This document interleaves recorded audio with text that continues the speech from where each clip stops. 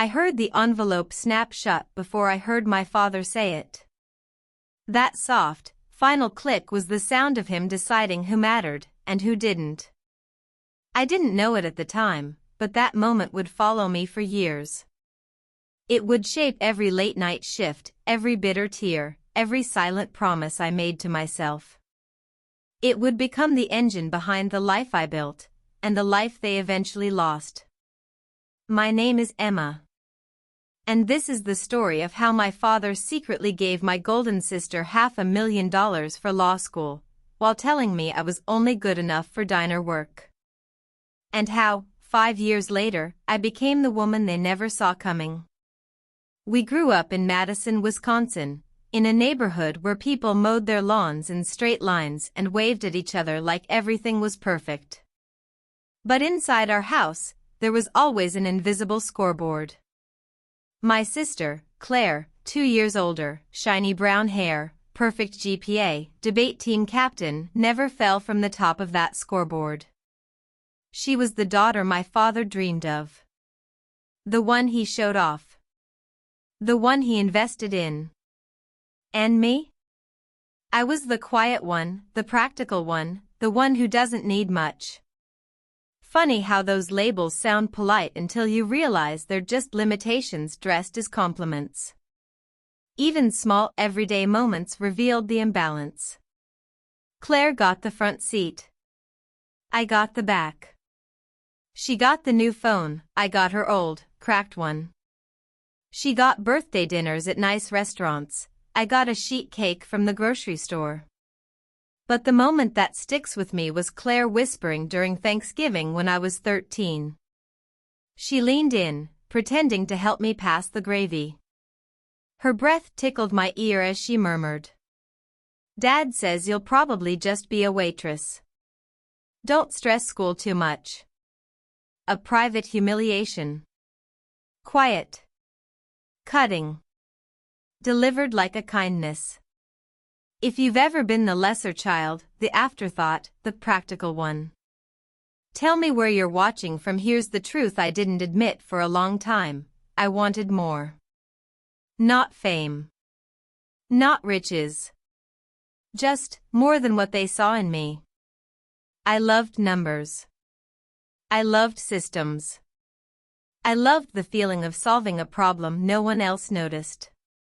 I wanted to be an operations manager someday, someone who made things work behind the scenes. But any time I mentioned business, my father dismissed it.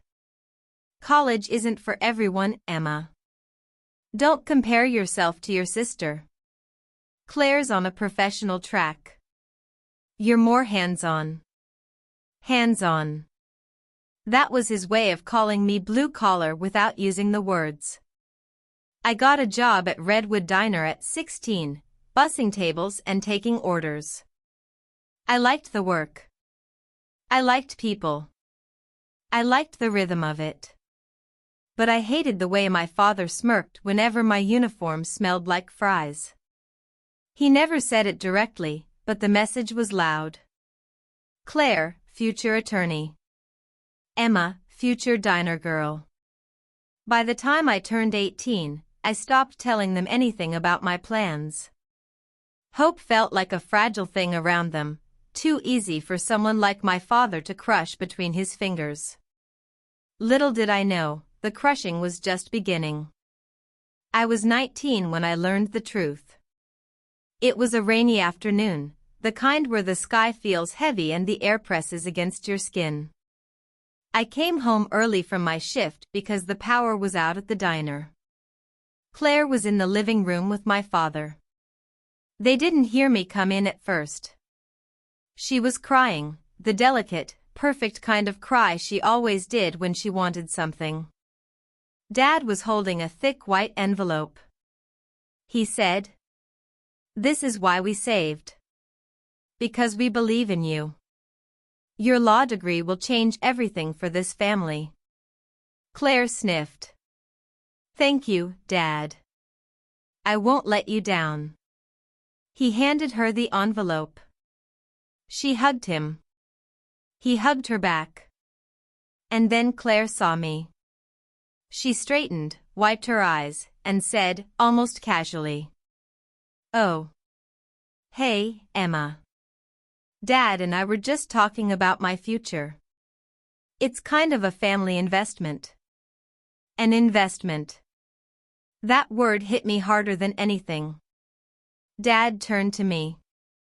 His face shifted into that tight, polite smile he used when he didn't want to explain himself. "Emma, this is for Claire's law school fund.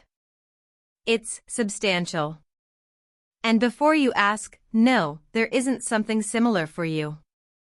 I stared at the envelope in her hands. "Substantial?" I asked. He sighed, annoyed I wasn't playing along. $500,000. My ears rang. My fingers tingled. I genuinely thought I might faint.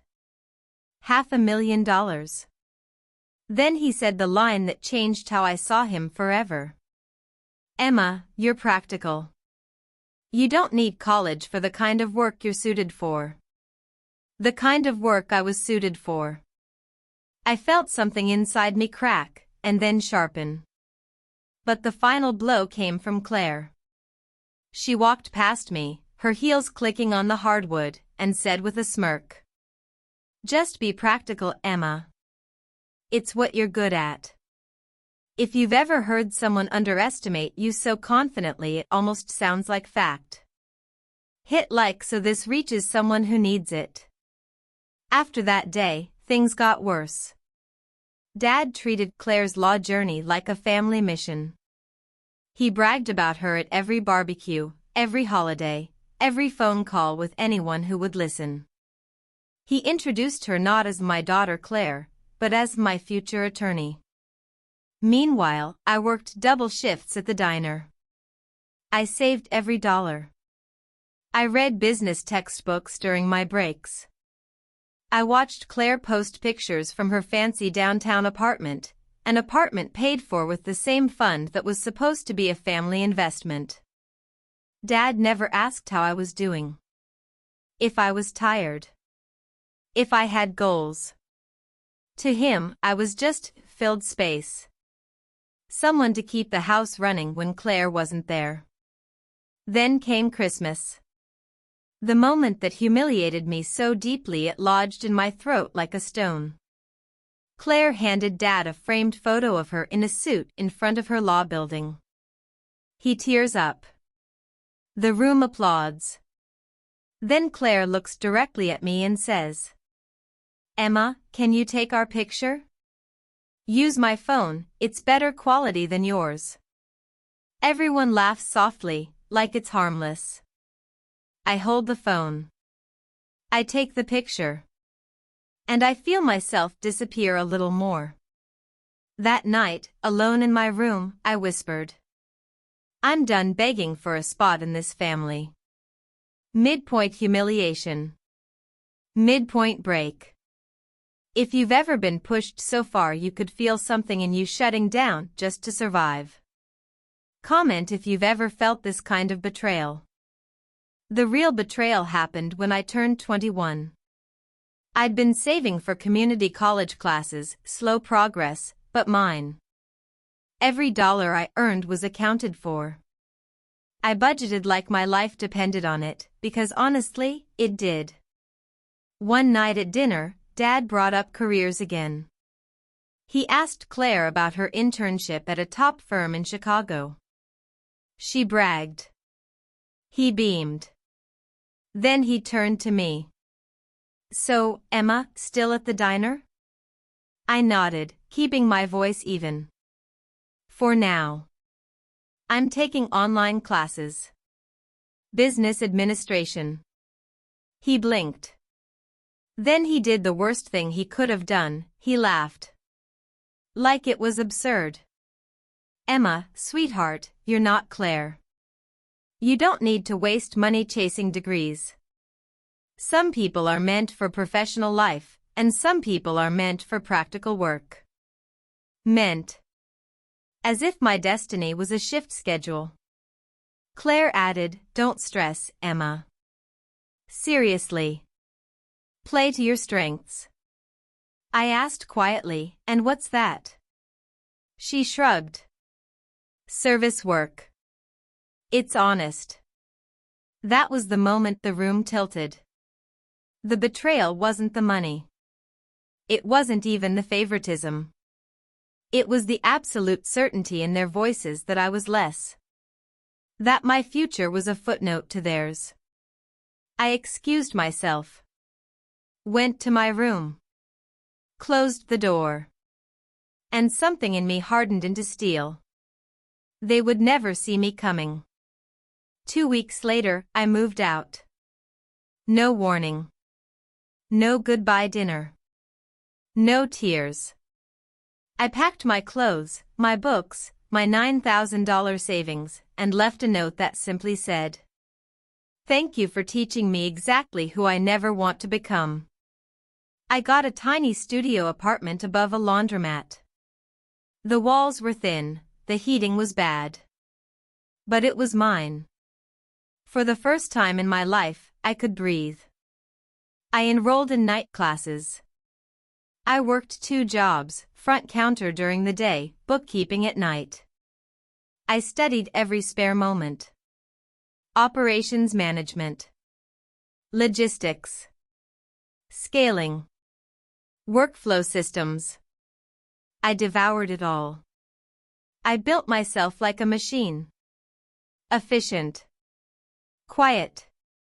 Dangerous in the dark. The turning point was simple. I stopped waiting for someone to tell me I had potential. I decided I had it. And that was enough to begin. Halfway through my business program, I landed an internship at a small tech startup in Milwaukee. They specialized in supply chain software for small businesses. I started as an assistant. I ended as the one person the CEO trusted to fix problems no one else could even see. And 5 years after leaving home, 5 quiet, relentless, focused years, I became the youngest operations director the company had ever appointed. My salary?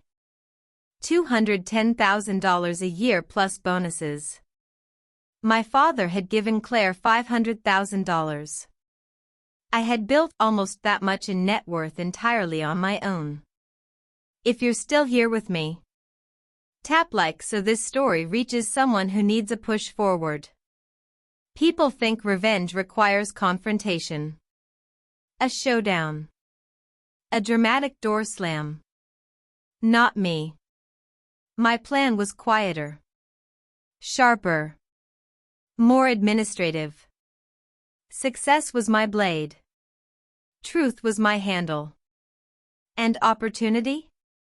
Opportunity came the day my company expanded to Chicago, Claire's territory. We hosted a business conference at a luxury hotel downtown. My name, Emma Lawson, Director of Operations, was on the speaking roster, printed in bold on every flyer and website. My topic: streamlining efficiency in legal and corporate workflows. Law firms attended, including Claire's.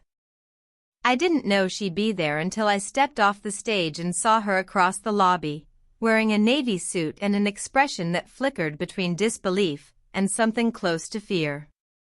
"Emma," she breathed. "You work here?" "I run operations," I replied calmly. Her eyes widened. For the first time, she looked small. Dad was with her. He turned. He stared.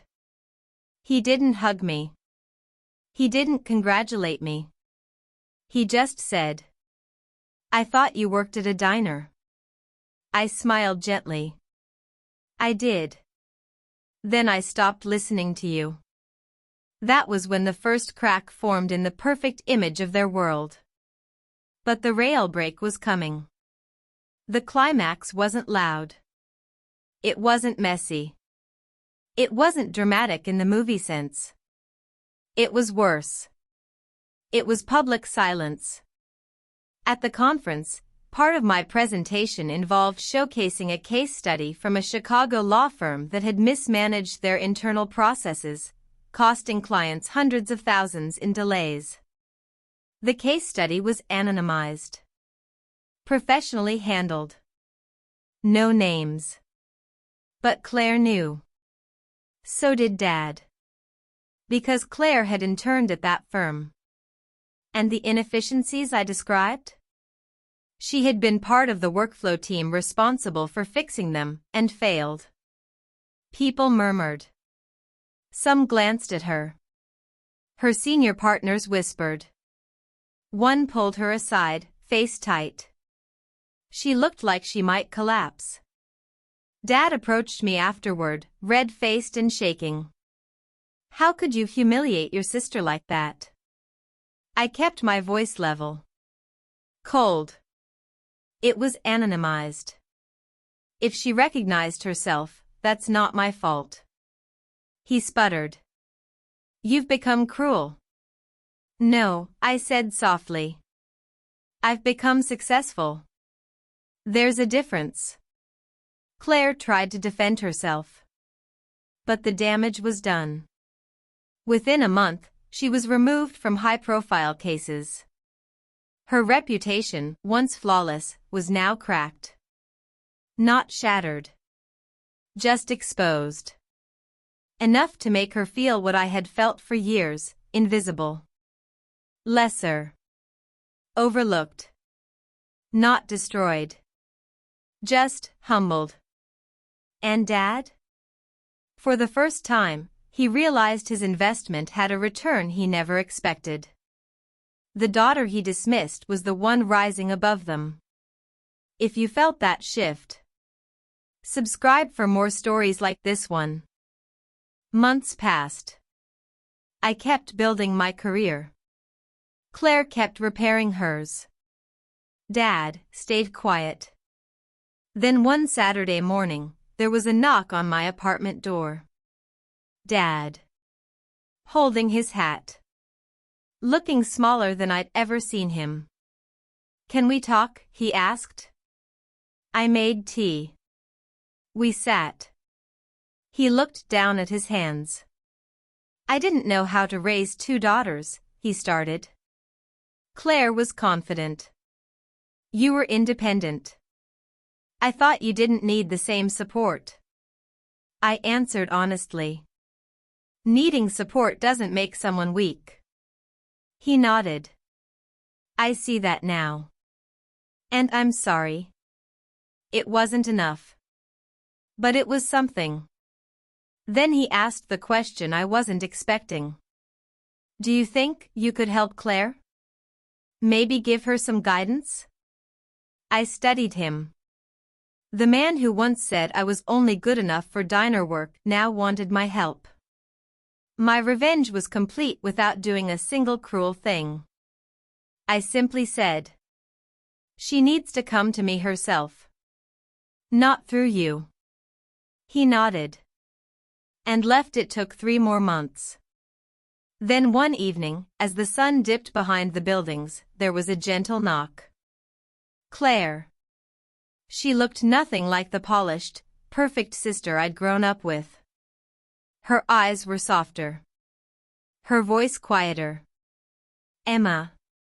I'm sorry, she said. I waited.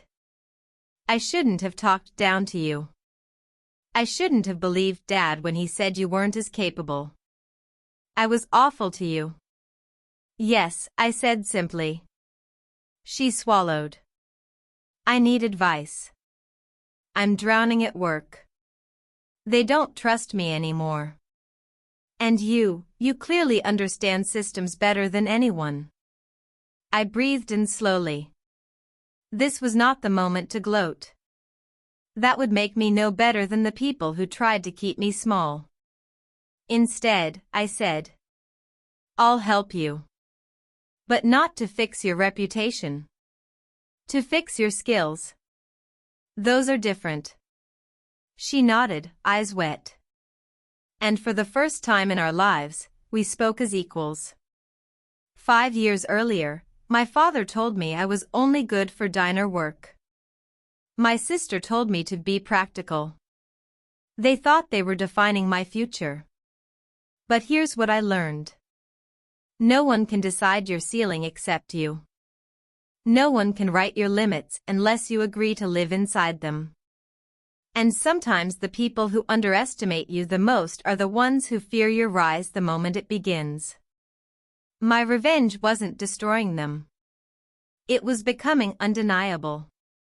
If any part of this hit home, tell me where you're watching from in the comments, and subscribe for more stories like this one. Because maybe you've been underestimated too. Maybe someone told you your dreams were impractical. Maybe they made you feel small. But the truth is simple. Your value isn't determined by the people who failed to see it. It's determined by the person you choose to become. And I chose myself. Finally.